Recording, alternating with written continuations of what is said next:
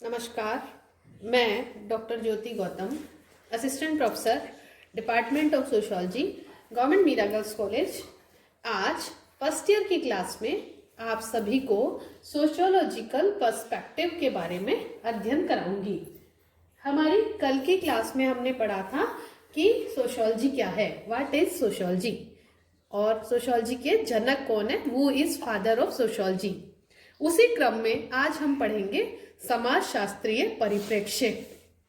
इसमें आपको दो वर्ड दिखाई दे रहे हैं, समाज शास्त्रीय और परिप्रेक्ष्य, सोशियोलॉजिकल पर्सपेक्टिव।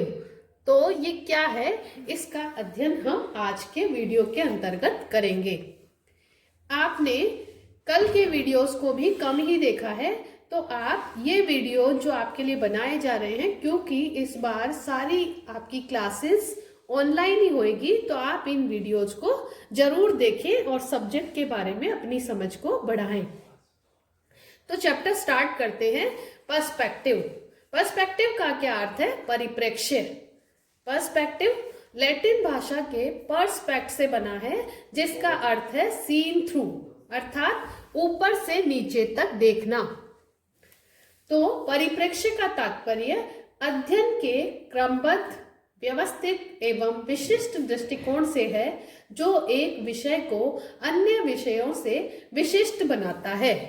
यह हम देख रहे हैं कि क्या है परिप्रेक्ष्य। तो परिप्रेक्ष्य क्या है? परिप्रेक्ष्य देखने का दृष्टिकोण है। किसी भी चीज को हम किस दृष्टि से देखते हैं, वह उसका परिप्रेक्ष्य कहलाता है, वह उसका पर्सपेक्टिव होता है। कोई भी घटना घटित होती है तो उसको अलग अलग व्यक्तियों द्वारा अलग अलग तरीके से देखा जाता है, और जो देखने का आपका दृष्टिकोण है वही आपको पर्सपेक्टिव प्रदान करता है। अब हम देखते हैं समाज शास्त्रीय परिप्रेक्ष्य क्या है। तो इसके लिए मैंने एक डेफिनेशन ली है थियोडोरसन, एवं थियोडोरसन के अनुसार मूल्य, विश्वास, अभिवृत्ति एवं अर्थ व्यक्ति को संदर्भ एवं दृष्टिकोण उपलब्ध कराते हैं, जिनके अनुसार परिस्थिति का निरीक्षण या अवलोकन करता है।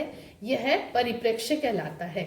तो जो भी व्यक्ति किसी चीज को देखता है, वह अपने मूल्यों के आधार पर, विश्वासों के आधार पर, अभिवृत्ति के आधार पर उसको देखता है, और उसी के आधार पर उसका अवलोकन करके निष्कर्ष निकालता है। तो यह उसका परिप्रेक्ष्य कहलाता है। और समाजशास्त्रीय परिप्रेक्ष्य में सामाजिक घटनाओं का वैज्ञानिक दृष्टि से अध्ययन किया जाता है, उन्हें कार्य कारण के संदर्भ में देखा जाता है, और इस प्रकार से समाजशास्त्रीय परिप्रेक्ष्य की प्रकृति वैज्ञानिक होती है। तो एक यहाँ पे मैं एक एग्जाम्पल आपको देना चाहूंगी कि जैसे मान लो एक चेयर है, आपने वह चेयर देखी, एक कारपेंटर भी वह चेयर देखता है। वह चेयर मान लो कॉलेज के गेट पर रखी हुई है, तो जैसे ही कोई भी व्यक्ति उसको देखता है, कारपेंटर देखता है तो सोचता है कि इसमें कितनी अच्छी लकड़ी यूज की गई है। एक बिजनेसमैन देखेगा तो देखता है कि मैं इस चेयर को कितने में खरीदूं और कितने में बेचूं, तो मुझे क्या इससे लाभ होगा अथवा हानि होगी। चेयर चूंकि कॉलेज के गेट पे रखी है, तो सामान्य समाजशास्त्रीय दृष्टि से देखते हैं, या हम लोग देखते हैं, तो हम ये देखते हैं कि यह एक पियोन की चेयर है। तो उसी चेयर को देखने का हर व्यक्ति का अपना जो नजरिया है, वही एक परिप्रेक्ष्य को डेवलप करता है। तो सोशियोलॉजिकल पर्सपेक्टिव की प्रकृति वैज्ञानिक है, क्योंकि इसके अंदर घटनाओं का क्रमबद्ध रूप से अध्ययन किया जाता है। तो अब हम ये समझते हैं कि समाजशास्त्रीय परिप्रेक्ष्य को प्रमुख रूप से दो भागों में बांटा जा सकता है। जैसा कि इसकी परिभाषा से भी स्पष्ट हो रहा था कि इसकी प्रकृति वैज्ञानिक है।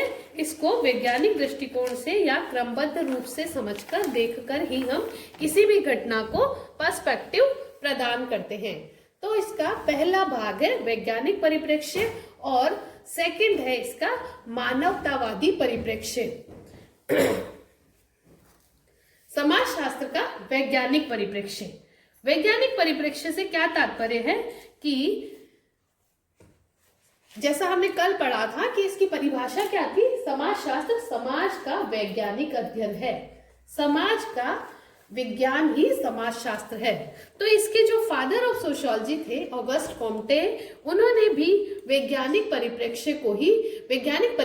परिप्रेक्ष्य के आधार पर ही घटनाओं को समझाने का प्रयास किया था। उनके अतिरिक्त और भी अन्य जो समाजशास्त्री थे, Spencer, Durkheim, max weber, Pareto, Parsons आदि समाजशास्त्रियों ने भी वैज्ञानिक परिप्रेक्ष्य को ही अपनाया और उसी के आधार पर घटनाओं को समझाने का प्रयास किया। इन सभी विद्वानों का मानना था कि मानवीय व्यवहार कुछ वैज्ञानिक नियमों एवं प्रविधियों के अनुसार ही संपन्न होते हैं। लोग समान परिस्थितियों में समान रूप से ही व्यवहार करते हैं। उनका यह भी मानना था कि मानवीय आचरण में कार्य कारण का संबंध पाया जाता है तथा इसके संबंध में भविष्यवाणी भी की जा सकती है। तो यह परिप्रेक्ष्य उन्हें वैज्ञानिकता प्रदान करता है कि घटनाओं के बीच में एक कार्य कारण का संबंध होता है। यदि इस तरह की घटना है या ये कुछ हुआ है तो इसका रिजल्ट यह हमें प्राप्त होगा। ऐसा वैज्ञानिक परिप्रेक्ष्य के मानने वाले लोग या मानने वाले समाजशास्त्री मानते थे। लेकिन धीरे धीरे इसमें परिवर्तन आया और नए परिप्रेक्ष्य के आधार पर सोचा जाने लगा और उस परिप्रेक्ष्य को नाम दिया गया समाजशास्त्र का मानवतावादी परिप्रेक्ष्य। इस परिप्रेक्ष्य में वस्तुपरक अध्ययन की बजाय विषय परक अध्ययन पर बल दिया गया। ऑब्जेक्टिविटी के स्थान पे सब्जेक्टिविटी पर बल दिया गया। चीजों को ऐसा समझा गया कि घटनाएं उसी रूप में घटित नहीं होती हैं जैसा कि उनके बीच में कार्य कारण संबंध है, बल्कि प्रत्येक व्यक्ति का प्रत्येक घटना को समझने का और उस पर रिएक्शन करने का अलग अलग तरीका होता है। 19वीं शताब्दी के अंत में परिपक्व औद्योगिक व्यवस्था की नवीन परिस्थितियों एवं समस्याओं के फलस्वरूप समाजशास्त्र का रूप परिवर्तित हुआ।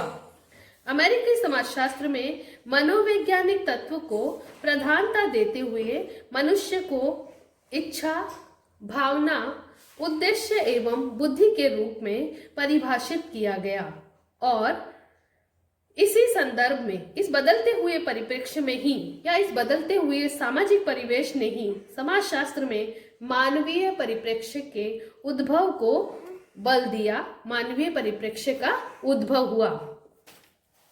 अमेरिका में डिल्थे जो एक समाजशास्त्री थे, डिल्थे या एक अच्छे वैज्ञानिक परिप्रेक्ष्य के अपोजिट में उन्होंने अपनी आनुभाविक परंपरा के रूप में अपनी बात को दर्ज कराया और कहा कि सामाजिक विज्ञानों में प्रत्यक्षवादी परंपराओं को ही अपनाया नहीं जाना चाहिए, बल्कि विषय परकता पर भी बल दिया जाना चाहिए। तो मानवतावादी परिप्रेक्ष्य क्या है? इसके अंतर्गत वैज्ञानिक परिप्रेक्ष्य के विपरीत बात की जाती है। इसमें वैज्ञानिक पद्धति के अति संयम एवं नैतिक निष्पक्षता को मान्यता नहीं दी जाती है। इसमें दिन प्रतिदिन की छोटी छोटी घटनाओं पर बल दिया जाता है और इस परिप्रेक्ष्य की सहायता से सामाजिक यथार्थ को सही रूप में समझने का प्रयास किया जाता है। इसकी कुछ मुख्य विशेषताएं भी हैं, जिसमें हम दो विशेषताओं को यहाँ पर ले सकते हैं कि इसमें सामाजिक यथार्थ को समझने का प्रयास किया जाता है और ये माना जाता है कि सामाजिक यथार्थ स्थिर नहीं है, इसे निर्मित और पुनर्निर्मित किया जा सकता है। इस कार्य को मानविकी परिप्रेक्ष्य के आधार पर ही समझा जा सकता है। इसमें पूर्व मान्यताओं से भी व्यक्ति को मुक्त रखा जाता है और समाज के अध्ययन पर ही बल दिया जाता है। तो इन विशेषताओं के साथ अब हम ये समझते हैं कि मानवतावादी परिप्रेक्ष्य के अंतर्गत सामाजिक यथार्थ के अध्ययन के उपागम। मानवतावादी परिप्रेक्ष्य को चार अलग अलग उपागमों में बांटा गया है। एथेनोमेथोडोलॉजी, फिनोमिनोलॉजी, आमूल परिवर्तनवादी उपागम, प्रतीकात्मक अंतःक्रिया। इसको विस्तार से हम बाद में पढ़ेंगे, पर थोड़ा थोड़ा अभी समझ लेते हैं। एथेनोमेथोडोलॉजी। एथेनोमेथोडोलॉजी क्या है? यह उपागम समाजशास्त्र में सामाजिक यथार्थ को समझने में नया आयाम प्रदान करता है। इस उपागम में समाजशास्त्र में कई परंपरागत विचारधाराओं को चुनौती देने का कार्य करता है और इसमें सर्वप्रथम गारफिंकल, एक बड़े समाजशास्त्री हुए हैं, एक गारफिंकल, इन्होंने स्टडीज इन एथेनोमेथोडोलॉजी में इस उपागम को व्यवस्थित रूप से प्रस्तुत किया है। यह उपागम सामाजिक यथार्थ का चित्रण करने का प्रयास करता है। अगला है फिनोमिनोलॉजी। फिनोमिनोलॉजी सामाजिक प्रघटना को समझने हेतु प्रघटना शास्त्र दर्शन का आश्रय लेता है। इसमें प्रघटना की विषय वस्तु एवं अध्ययनकर्ता को अलग अलग बताया गया है और कहा गया है कि यह दोनों एक ही नहीं है, और इस उपागम में अनुभवों को दो स्तरों पर समझने का प्रयास किया है। प्रथम सम्मिलित अनुभव और सेकंड विशिष्ट अनुभव, अर्थात प्रत्येक व्यक्ति के घटना को देखने और समझने के दो प्रकार के अनुभव होते हैं, एक कॉमन अनुभव और एक स्पेसिफिक अनुभव। अगला उपागम है आमूल परिवर्तनवादी उपागम। आमूल परिवर्तनवादी समाजशास्त्र प्रमुख रूप से प्रौद्योगिकी के प्रभाव से जनित सामाजिक स्थिति के विरोध के स्वरूप में उत्पन्न हुआ। यह उपागम व्यवस्था का विरोधी और परिवर्तन का समर्थक है। रेडिकल अर्थात आमूल परिवर्तनवादी विचारधारा अमेरिकन सोशियोलॉजिकल एसोसिएशन में उभर कर सामने आई थी और इस विचारधारा के समर्थकों का मानना था कि समाजशास्त्र में शोषित, उपेक्षित, दलित या कमजोर वर्ग के लोगों के अध्ययन पर विशेष ध्यान दिया जाना चाहिए। और इससे एक चौथा उपागम हमने देखा, प्रतीकात्मक अंतःक्रिया। यह अंतःक्रिया का ऐसा स्वरूप है जिसमें कुछ संकेतों, प्रतीकों, चिन्हों आदि का प्रयोग किया जाता है। इस उपागम में व्यक्ति या समूह की भाषा, हाव भाव या भाव भंगिमाओं को संचार एवं पारस्परिक अंतःक्रिया का प्रमुख आधार माना जाता है, अर्थात इसमें हम संकेतों को भी पूरा महत्व देते हैं। तो इस प्रकार हमने समझा कि मानवतावादी परिप्रेक्ष्य में व्यक्ति का महत्व है, व्यक्ति के अपने अनुभवों का महत्व है और व्यक्ति और समाज की अंतःक्रिया का महत्व है।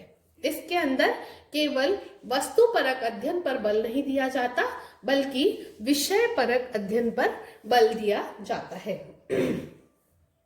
तो आज के वीडियो में हमने समझने का प्रयास किया सोशियोलॉजिकल पर्सपेक्टिव। पर्सपेक्टिव देखने का तरीका, देखने का नजरिया, और सोशियोलॉजिकल पर्सपेक्टिव समाजशास्त्रीय दृष्टिकोण से किसी भी घटना या व्यवस्था को देखना। अब जब हम ये देख रहे थे, मैंने एक एग्जाम्पल से भी आपको समझाने का प्रयास किया कि किसी चेयर को हम देखते हैं। एक और एग्जाम्पल हम यहाँ देख सकते हैं कि मान लो किसी का एक्सीडेंट हो गया है, तो जब एक्सीडेंट की घटना को एक आम आदमी देखता है, एक डॉक्टर देखता है, एक पुलिस वाला देखता है, हम देखते हैं, या ट्रक चलाने वाला देखता है, बाइक वाला देखता है, तो हर व्यक्ति का, हर जने का अपना एक दृष्टिकोण होता है।